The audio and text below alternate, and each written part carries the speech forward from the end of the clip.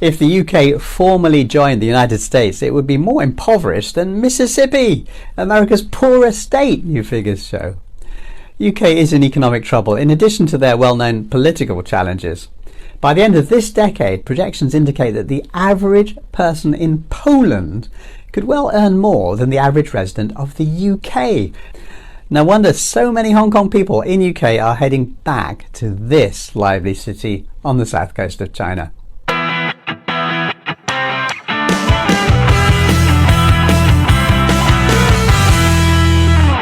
Here is the data. 9 years ago, it became undeniable that the UK had become a vassal state of the US. So a magazine called The Spectator calculated where the UK would fit on the chart of America's 50 states. Now, that grim calculation revealed that on an adjusted gross domestic product per capita basis, the UK would be only fractionally above the last on the list, which is the charming but famously impoverished state of Mississippi.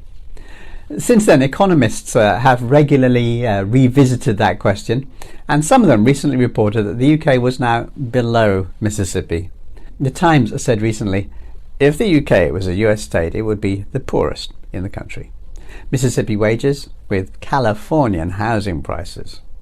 The Financial Times had a slightly different take. The UK might not be the bottom of the list, it said, but it would be among the 5 poorest states of America. The paper also admitted that the UK outside London can accurately be listed as poorer than Mississippi.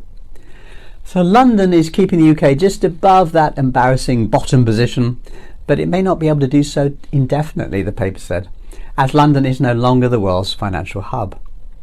That is true enough. For much of the past decade and a half, Hong Kong has beaten London and New York in the annual race to be the top stock market launch hub of the planet.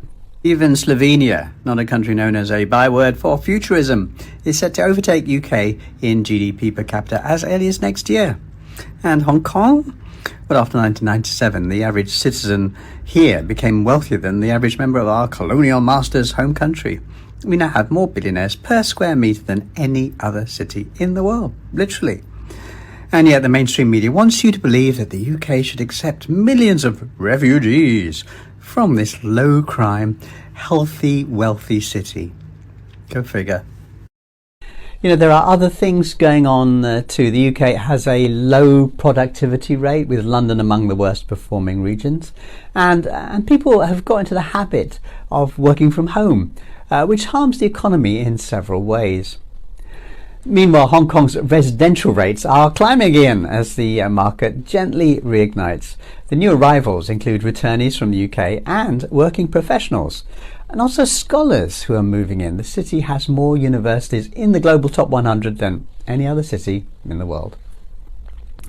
I'll do a separate piece on the so-called Hong Kong exodus later, and we'll look at the actual data about people heading out and coming back. But right here, let me give you a quick set of facts about the UK and Hong Kong that are not widely reported. Number 1, the UK government has decided that privacy for people who communicate via WhatsApp and Facebook Messenger needs to be outlawed. They've said they intend to ban end-to-end encryption in the UK. The government wants access to material people send to each other. Hong Kong has nothing like this. There are no plans to ban privacy on WhatsApp or Facebook Messenger or any messaging app. Number 2, the UK says that protesters who block the roads or even slow walk in front of traffic can be immediately arrested. In Hong Kong, when protesters block the roads, the police leave them in place and work on diverting traffic around them to keep everyone safe. I've watched that happen with my own eyes dozens of times. The protesters in Hong Kong are allowed to remain in place, blocking the main thoroughfare for days, weeks or months, literally. Number 3, the UK has passed a series of extremely harsh laws criminalising dissent. Hong Kong has nothing like this. Hong Kong's national security law has only one mention of protests, and that's to say that the public's right to demonstrate is protected. Number 4, in the UK you can now be punished without a trial. Companies are taking out civil injunctions against climate activists. The defendants don't get legal aid or presumption of innocence. I don't see this happening in Hong Kong or anything like it. There's no plans to do anything like that in Hong Kong. Number 5, the UK police enthusiastically uses facial recognition cameras. They scan the public without them knowing, using devices on lampposts and at transport hubs, railway stations. Hong Kong has nothing like this. Although, this is funny, AFP did a fact check on this topic and produced a vague piece saying that a few Hong Kong lampposts had traffic cameras. These could be replaced with facial recognition devices. I mean, Mr. AFP reporter, your head could be replaced with a watermelon, right? The report quoted Kong Chang-gan as a source. Now, that was the name used by a noisy, xenophobic columnist on Hong Kong Free Press, who claimed to be a locally born Hong Kong Chinese and who gave quotes speaking on behalf of the people of Hong Kong to the world's biggest media.